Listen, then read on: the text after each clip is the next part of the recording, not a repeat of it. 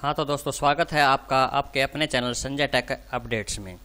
दोस्तों, प्रधानमंत्री आवास योजना शहरी यानी कि अर्बन के लिए आवेदन अब शुरू हो गए हैं। तो दोस्तों, यह स्कीम मोदी सरकार ने 25 जून 2015 को शहरी क्षेत्रों में सभी के लिए आवास सुनिश्चित करने के लिए प्रधानमंत्री आवास योजना की शुरुआत की गई थी, जिसमें 2022 तक सभी पात्र लाभार्थियों को पक्के मकान दिए जाने का प्रावधान है। प्रधानमंत्री आवास योजना के लिए हमें 4 विकल्पों का पालन करके इसको आवेदन करना पड़ता है, लेकिन लोगों को सही से पता न होने के कारण कि हम कौन से विकल्प में इसका आवेदन करें और वो गलती कर बैठते हैं और उनका जो आवेदन है वो रिजेक्ट वगैरह हो जाता है। तो हम इस वीडियो में ये बात करेंगे कि आपको उन 4 विकल्पों में से कौन सा विकल्प चुनना है और कैसे आपको उसमें आवेदन करना है, उसकी पूरी डिटेल आपको इस वीडियो में मिल जाएगी। तो शुरू करते हैं दोस्तों यह वीडियो। दोस्तों, हम गूगल में टाइप करेंगे PMAY अर्बन और हम इस साइट पर आ जाएंगे और इस पर हम क्लिक करेंगे। देखिए, मैं क्लिक कर देता हूँ। यहाँ पर क्लिक करने के बाद हम इस तरह से इस पेज पर आ जाएंगे। यहाँ पर देखिए 1 करोड़ से ज़्यादा अभी तक मकान बना दिए गए हैं। जो ये 1 करोड़ मकान है, ये 27 दिसंबर 2019 तक का डाटा इन्होंने बताया है। Urban transformation through housing for all, ये अर्बन के लिए है, शहरी इलाकों के लिए दिखाया है इन्होंने डाटा। 27 दिसंबर 2019 तक अर्बन का है ये। ठीक है दोस्तों, तो 1 करोड़ मकान इन्होंने यहाँ, इससे भी ज़्यादा मकान बन चुके हैं, पक्के मकान। ठीक है दोस्तों, हम बात कर लेते हैं उन 4 कैटेगरी की जो मैंने बताया कि 4 कैटेगरी के तहत ये आवेदन होते हैं, जैसे कि ISSR इन सिटू स्लैम रीडेवलपमेंट। इसमें 1 लाख रुपये तक का प्रावधान होता है, मकान बनाने के लिए देती है गवर्नमेंट। तो और एक होता है CLSS credit linked subsidy scheme. इसमें 2.76 यानी कि 2,67,000 रुपये तक का इसमें लोन मिलता है सब्सिडी के रूप में, जो कि कुछ को अलग अलग उसमें सब्सिडी दी जाती हैं। ठीक है दोस्तों, और एक होता है AHP affordable housing in partnership. इसमें 1.5 लाख रुपये तक का आपको ग्रांट मिलता है। और एक होता है BLC बेनिफिशियरी लेड कंस्ट्रक्शन। ये होता है, इसमें 1.5 लाख रुपये तक का प्रावधान होता है जो सेंट्रल गवर्नमेंट देती है, और करीब करीब 1 लाख रुपया स्टेट गवर्नमेंट भी देती है। तो 2.5 लाख रुपये तक का ये इसमें सब्सिडी मिल जाती है। 2.5 लाख रुपये तक का आपको लोन मिल जाता है, उस पर अलग अलग तरह की सब्सिडी होती हैं। ठीक है दोस्तों, तो हम डिटेल में बात कर लेते हैं कि ये 4 जो कैटेगरी हैं ये किस तरह से हैं। हिंदी में आपको दिखाता हूँ मैं इसको। ये देखिए दोस्तों, प्रधानमंत्री आवास योजना के उद्देश्य और कार्यक्षेत्र क्या हैं, तो मैं आपको इन सवालों के हिसाब से आपको समझाऊंगा, सही तरह से समझ आ जाएगा। देखिए, 25 जून 2015 को शहरी क्षेत्र में सभी के लिए आवास सुनिश्चित करने के लिए प्रधानमंत्री आवास योजना की शुरुआत की गई थी, जिसमें 2022 तक सभी पात्र लाभार्थियों को पक्के मकान दिए जाने हैं। ठीक है दोस्तों, तो इसमें सभी राज्य, केंद्र प्रशासित देश और केंद्रीय नोडल के माध्यम से कार्यान्वयन एजेंसियों को केंद्रीय सहायता प्रदान करता है। यानी कि राज्यों को और केंद्र प्रशासित देशों को और जो केंद्र की नोडल एजेंसियाँ होती है उनको केंद्र इसमें सहायता प्रदान करता है। सभी पात्र परिवारों लाभार्थियों को आवास प्रदान करने के लिए एजेंसियों ने लगभग 1.12 करोड़ की मकानों की वैध मांग की है। PMAY ने यानी कि अर्बन ने परिवारों की महिला मुखिया के लिए इस मिशन के तहत घर का मालिक, यानी कि अगर आप इस योजना में शामिल होते हैं तो परिवार की महिला मुखिया घर का मालिक होनी चाहिए या सह मालिक होने का अनिवार्य प्रावधान किया गया है। यानी कि आप जो घर बना रहे हैं उसमें उसकी मालिक मुखिया महिला होनी चाहिए या उसकी सह मालिक मुखिया होनी चाहिए। ठीक है दोस्तों, तो 4 विकल्पों का पालन करते हुए अपनी आय, वित्त और भूमि की उपलब्धता के आधार पर अधिक संख्या में लोगों को सुनिश्चित करने के लिए विकल्पों की एक टुकड़ी को अपनाया जाता है। ये 4 कौन कौन से हैं? इन सिटू स्लैम यानी कि पुनर्विकास, इन सिटू स्लैम पुनर्विकास ASSR, जो मैंने पहले दिखाया था आपको 4 कैटेगरी, वही है हिंदी में। क्रेडिट लिंक्ड सब्सिडी योजना CLSS। ठीक है दोस्तों, भागीदारी में किफ़ायती आवास AHP, और चौथा है लाभार्थी के नेतृत्व वाले व्यक्तिगत घर निर्माण BLC बोलते हैं इसको। ठीक है दोस्तों, तो अब मैं अलग अलग इनकी डेफिनेशन समझाता हूँ कि इनका अलग अलग मतलब क्या होता है। ठीक है दोस्तों, जो इन सिटू स्लैम पुनर्विकास क्या है, ये होती है, जैसे दोस्तों कई जगह की बहुत सारी झुग्गियाँ झोपड़ियाँ बनी होती हैं, कई जगह होती हैं, तो गवर्नमेंट क्या कहती है कि आप यहाँ से झुग्गी झोपड़ियाँ हटा के आपके लिए नया मकान बनाया जाएगा, उसके लिए आपको 1 लाख रुपये की सहायता दी जाएगी। तो ये झुग्गी वालों के लिए देखिए, किसी भी झुग्गी पुनर्विकास परियोजना के लिए राज्य संघ उपयोग किया जाता है इसके लिए। ठीक है दोस्तों, तो ये आप इसको नहीं भरना है आपको, ये तो गवर्नमेंट की तरफ से एक योजना है कि यहाँ से झुग्गी झोपड़ियाँ हटा लीजिए, आपको 1 लाख रुपये के हिसाब से दिए जाएंगे और आप अपने पक्के मकान दूसरी जगह बना लीजिए। ये देखिए दोस्तों, इसमें पूरा लिखा हुआ है इन्होंने, बस्तियों को डी नोटिफिकेशन की सिफारिश की जाती है। तो दूसरा होता है, अब CLSS की बात कर लेते हैं हम। CLSS क्या है देखिए, ब्याज प्रति आवास 2.68 लाख रुपए तक की सब्सिडी आर्थिक रूप से कमजोर वर्ग यानी कि EWS के हैं जो, या निम्न वर्ग LIG बोलते हैं, मध्यम वर्ग MIG फर्स्ट और मध्यम आय समूह MIG 2 के लाभार्थियों के लिए स्वीकार्य है। ठीक है दोस्तों, ये योजना CLSS है जो EWS, LIG, MIG 1 और MIG 2 के लिए है, जो बैंकों के आवास ऋण की मांग करते हैं, यानी कि ये आपको ऋण दिलाता है इस योजना में आपको मकान बनाने के लिए। हाउसिंग फाइनेंस कंपनियां और घरों के निर्माण के लिए ऐसी अन्य संस्थाएं होती हैं। ब्याज राशि जैसे 6.5%, 4%, 3% तक की राशि, 6 लाख पे 6.5%, 9 लाख रुपए पे 4%, और जो 9 लाख से अधिक हैं और 60 वर्ग मीटर, 160 वर्ग मीटर और 200 वर्ग मीटर, इन्होंने यहाँ पर इनका ये फिक्स किया हुआ है। 60 का 6.5% होना चाहिए 6 वर्ग मीटर मकान, 160 वर्ग मीटर मकान है तो 4% के हिसाब से, और 200 वर्ग मीटर है तो 3% के हिसाब से उनको ऋण राशि मिल जाती है। तो कॉर्पोरेट एरिया वाले घर के लिए 12 लाख स्वीकार हैं। EWS, LIG, MIG 1, MIG 2 के लिए क्रमशः CLSS के तहत EWS, LIG लाभार्थियों के लिए लाभ रुपये 20 वर्ष की ऋण अवधि में 6 लाख, यानी कि 6 लाख रुपए हैं जो 20 वर्ष तक के लिए आपको ऋण के रूप में दिए जाते हैं और उन पर यह सब्सिडी होती है। तो ये भी गरीब व्यक्तियों के लिए तो बिल्कुल नहीं है, जो थोड़े है मीडियम वर्ग के व्यक्ति हैं उनके लिए ही है। ठीक है दोस्तों, तो चौथी योजना बताई उन्होंने, affordable housing in partnership AHP। ये क्या है ये देख लेते हैं। ये देखिए दोस्तों, EWS घर के लिए 5 लाख की केंद्रीय सहायता परियोजनाओं के भारत सरकार प्रदान की जाती है। यह परियोजना कम से कम 35% घर EWS श्रेणी के हैं और एक परियोजना के कम से कम 250। तो एक सोसाइटी के रूप में बनती है जिसमें 250 घर होते हैं, उसमें जहाँ 35% कम से कम EWS के व्यक्ति रहें तो उनको 5 लाख रुपये तक की केंद्रीय सहायता मिलती है। तो ये भी AHP उनके लिए है जो सोसाइटी वगैरह में अपना मकान लेना चाहते हैं, गवर्नमेंट की तरफ से मकान बनते हैं वहाँ पे, तो उनके लिए ये योजना है। तो अब बात करते हैं चौथी योजना के। लाभार्थी ने व्यक्तिगत भवन निर्माण संवर्धन BLC का नेतृत्व क्या किया है, अब देख लेते हैं। ये दोस्तों, इस घटक के तहत EWS श्रेणी के संबंधित व्यक्ति के पात्र परिवार को 1.5 लाख रुपए की केंद्रीय सहायता या तो नए घर का निर्माण करने के लिए, ये जो दोस्तों ये जो BLC है ये अपने काम की है, जो चौथी योजना है यही अपने काम की योजना है। इसमें नए घरों का निर्माण करने के लिए या स्वयं के मौजूदा घरों को बढ़ाने के लिए लाभार्थी को कवर करने के लिए जो किसी अन्य घटक का लाभ लेने में सक्षम नहीं है, तो उनके लिए ये योजना है।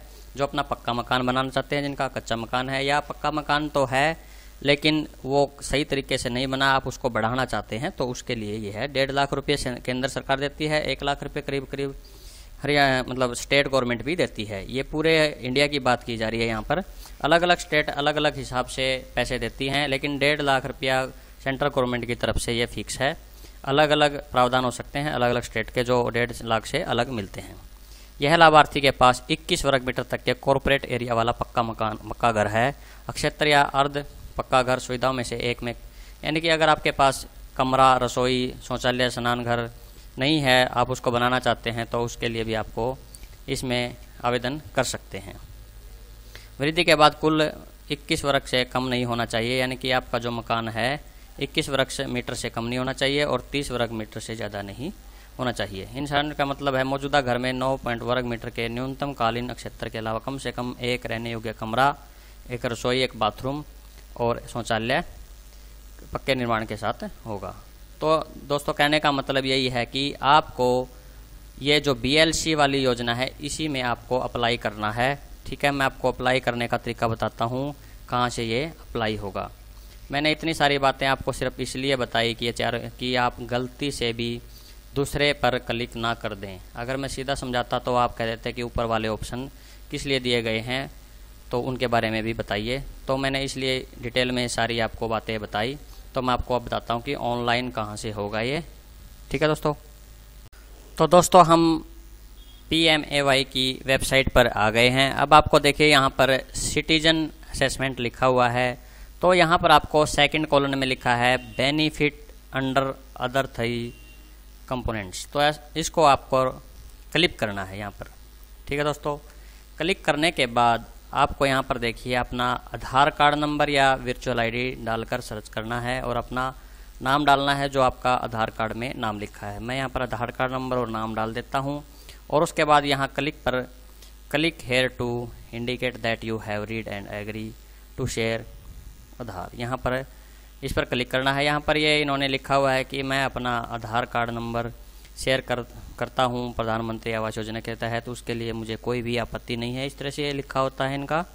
ठीक है दोस्तों, तो आप यहाँ पर आधार कार्ड नंबर और अपना नाम डाल दीजिए जो आधार कार्ड पर लिखा है और यहाँ चेक पर क्लिक कर दीजिए। और ठीक है दोस्तों, मैं ये सब कुछ भर देता हूँ यहाँ पर। तो दोस्तों वहाँ पर आधार कार्ड और नाम डालते ही हमारे सामने नया पेज खुलकर हमारे सामने आता है फॉर्मेट भी रिक्वायर्ड इन्फॉर्मेशन ऑफ सर्वे। तो सबसे पहले आपको अपना राज्य सेलेक्ट करना है, आप किस राज्य से बिलोंग करते हैं। ये पूरे इंडिया के लिए आ गया है। तो आप अपने हिसाब से देखिए आप कहाँ रहते हैं, अपना राज्य सेलेक्ट कर लीजिए। ठीक है दोस्तों, उसके बाद अपना डिस्ट्रिक्ट यानी कि ज़िला अपना सेलेक्ट कर लीजिए, किस ज़िले से आप बिलोंग करते हैं। उसके बाद आपका शहर, कौन से शहर से हैं आप। ठीक है दोस्तों, उसके बाद आपका यहाँ पर नो है तो नो रहने दीजिए, इसको कोई दिक्कत नहीं है। ये आपका दूसरी योजनाओं का है जो झुग्गियों वालों के है यस करने का। ठीक है, उसके बाद यहाँ पर देखिए सबसे मेन चीज़ है ये, यहाँ पर सेलेक्ट करना है आपको क्रेडिट लिंक सब्सिडी नहीं करना है, अफोर्डेबल हाउसिंग इन पार्टनरशिप नहीं करना। नीचे वाला आपको कॉलम सेलेक्ट करना है beneficiary led construction of investment. ठीक है दोस्तों, ये आपको क्लिक कर लेना है। ठीक है, यहाँ पर नाम आपका अपने आप से आ जाएगा जो इस नाम से आपने सर्च किया था। इसको आधार कार्ड नंबर डाल के मेल फीमेल सेलेक्ट कर लीजिए। उसके बाद आपको पिता का नाम डालना है, यहाँ पर अपनी उम्र डालनी है। ठीक है दोस्तों, उसके बाद यहाँ पर आपको मकान नंबर वगैरह डालना है, house number, flat door number, यहाँ पर मकान नंबर वगैरह डालना है आपको। उसके बाद आपको गली मोहल्ले का नाम डालना है। यहाँ पर शहर आपका नाम अपने आप आ जाएगा, राज्य आ जाएगा, जिला आ जाएगा। ठीक है, यहाँ पर आपको मोबाइल नंबर डालना है। ये सारा मैं यहाँ पर फिल कर लेता हूँ। और यहाँ पर अगर आपका प्रेजेंट एड्रेस और सेम है जो स्थायी पता है तो यहाँ पर टिक मार्क कर देंगे। ठीक है दोस्तों, अपने आप यहाँ पर फिल हो जाएगा ये। तो मैं यहाँ पर ये सब कुछ भर देता हूँ। यहाँ पर मैंने अपना एड्रेस डाल दिया है। अब यहाँ पर सेम एज प्रेजेंट एड्रेस पर मैं क्लिक कर देता हूँ। ठीक है दोस्तों, क्लिक करने के बाद यहाँ पर जो एड्रेस डाला था आपने सेम यहाँ पर ऐसे कैसा फिल हो जाएगा। ठीक है दोस्तों, उसके बाद आता है वैवाहिक स्थिति, आपकी शादी हुई है या नहीं वो चेक कर ले। अनमैरिड है, सिंगल वोमेन है, विडो है, वो आप सिलेक्ट कर लीजिए। अगर लेडीज़ के नाम से भर रहे हैं, अगर वो सिंगल है, विडो है या विडोवर है यानी कि जेंट्स से भर रहे हैं तो वो अकेला है, तो उस तरह से आप ये जो भी है फिल कर लीजिए। ठीक है दोस्तों, तो मैरिड लिख देते हैं। मौजूदा मकान का मालिकाना ब्यौरा, तो ये आता है ओवन रेंट अदरवाइज, यानी कि आपका खुद का है या रेंट पे रहते हैं या दूसरे टाइप का अदरवाइज। ठीक है दोस्तों, तो ओवन है जैसे खुद का मकान है तो आप डाल दीजिए, रेंट पे रहते हैं तो रेंट का डाल दीजिए। आधार पर मकान का प्रकार लिखा है, यानी कि आपकी जो छत जो आपका मकान है जिसमें आप पहले से रह रहे हैं तो उसमें पूछा है पक्का है, सीसी का यानी कि लेंटर का, स्टोन स्लैब, सेमी पक्का है यानी कि स्टील स्ट्रीट है या टाइल्ड हैं, या कच्चा है। यानी कि अगर रेंट पे रहते हैं और आपका मकान है तो वो उनके लिए है। जैसे आप किराए पे रह रहे हैं लेकिन आपका खाली प्लाट है और नया बनाना चाहते हैं तो रेंट वाला सेलेक्ट कर लीजिए। और खुद का मकान ओवन वाला वो सिलेक्ट करेगा जो मकान में रह रहा है लेकिन अभी पूरा नहीं बना हुआ है, आधा सा बना है और पूरा बनाना चाहते हैं तो वो ओवन खुद का मकान है तो ओवन कर लीजिए। ठीक है दोस्तों, तो यहाँ पर जैसे लिख देते हैं कि हमारा कच्चा मकान है। जैसा भी आपका है वो आप डाल दीजिए। कच्चा है उसको पक्का बनाना चाहते हैं, या आधा कच्चा है आधा पक्का है उसको पूरा पक्का बनाना चाहते हैं, या पूरा पक्का है और उसको और बढ़ाना चाहते हैं, वो आप सेलेक्ट कर लीजिए। जिस भी तरीके का आपका मकान है वो सेलेक्ट कर लीजिए। ठीक है दोस्तों।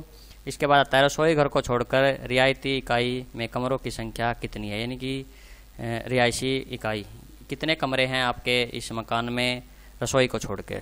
तो मैं डाल देता हूँ जैसे 1। अगर मैं 2 डालता हूँ तो 2 भी उठा लेगा शायद। जितने भी कमरे हैं आप इसमें डाल सकते हैं। मैं 1 डाल देता हूँ। ठीक है दोस्तों। उसके बाद आधार कार्ड संख्या आपके सामने आ जाएगी अपने आप। मुखिया का आधार नाम आ जाएगा यहाँ पर। उसके बाद आती है कोई अन्य विशिष्ट पहचान, यानी कि आपको एक आईडी और देनी है इसमें। Passport, pan card, vote card, driving licence, ration card, revenue authority certificate, bank passbook या बीपीएल कार्ड, जो भी आप देना चाहते हैं, जो भी आपके पास है वो यहाँ पर सिलेक्ट कर लीजिए। जैसे मैं वोट कार्ड सेलेक्ट कर लेता हूँ।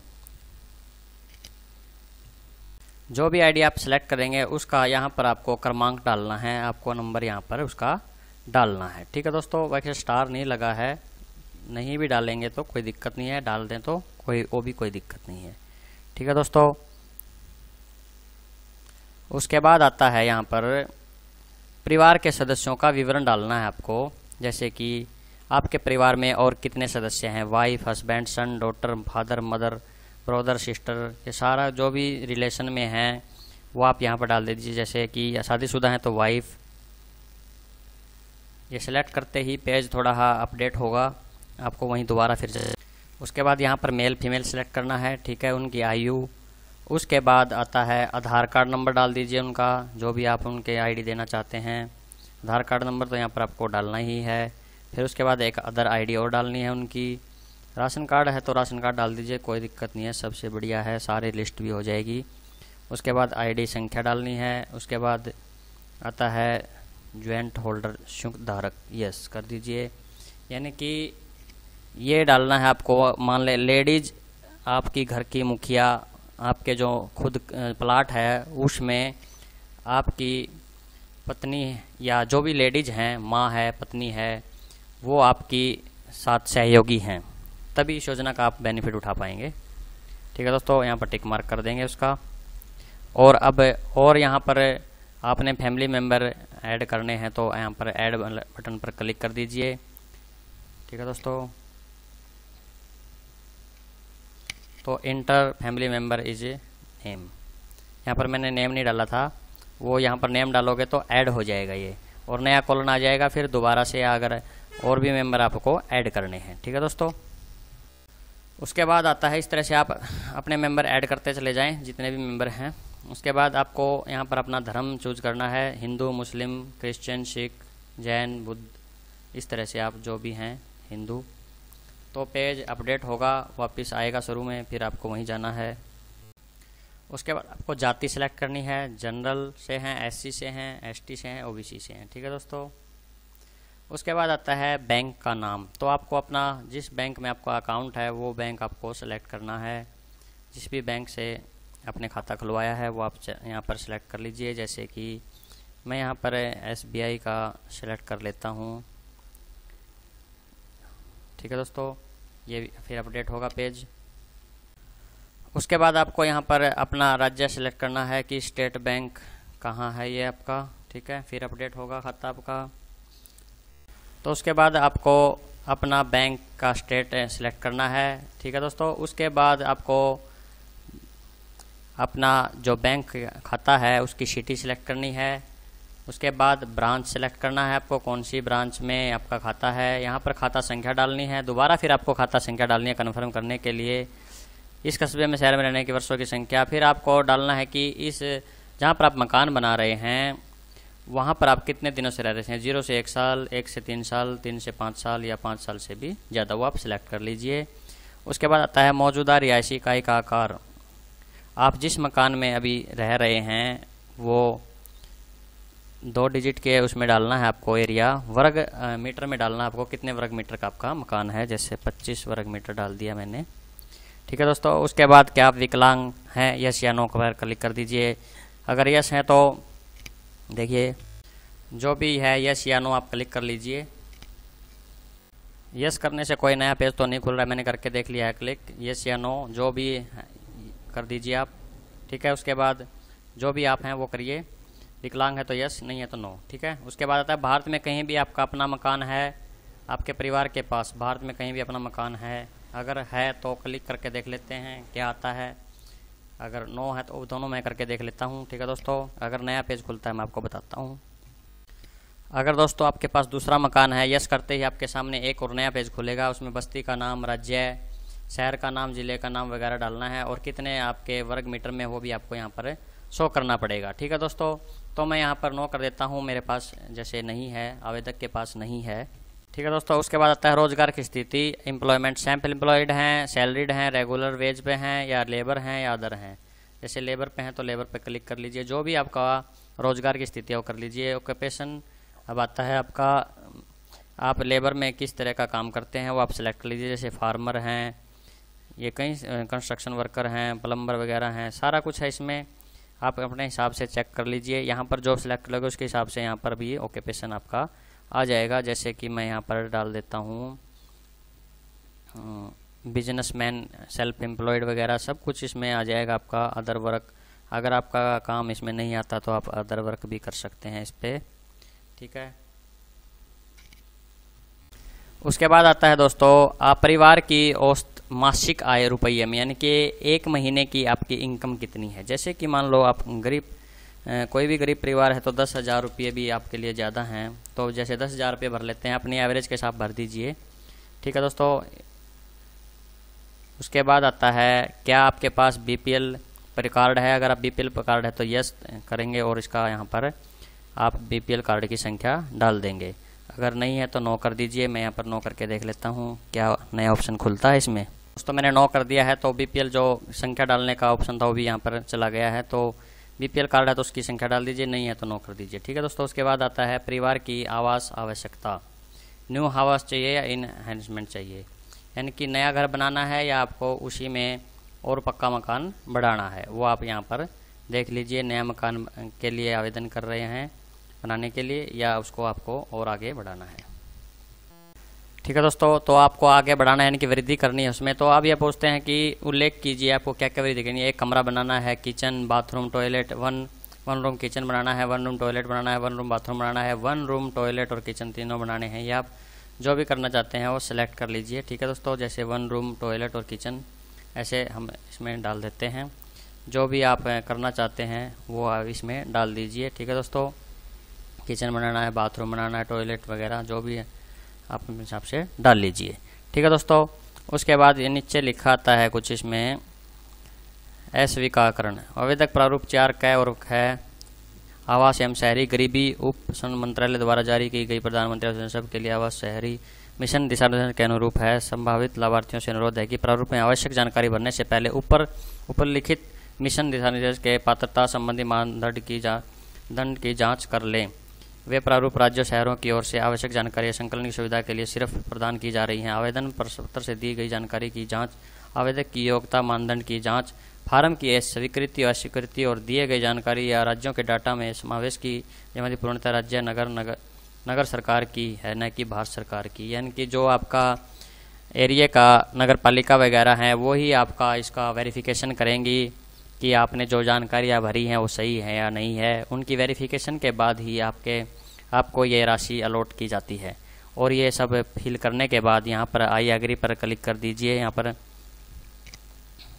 पर टिक मार्क कर दीजिए और इस पर लिखा है मैं इस बात से पूर्णतः अवगत हूँ कि मेरे द्वारा दी गई जानकारी का समावेश आविष्कार राज्य सरकार के द्वारा किया जाएगा।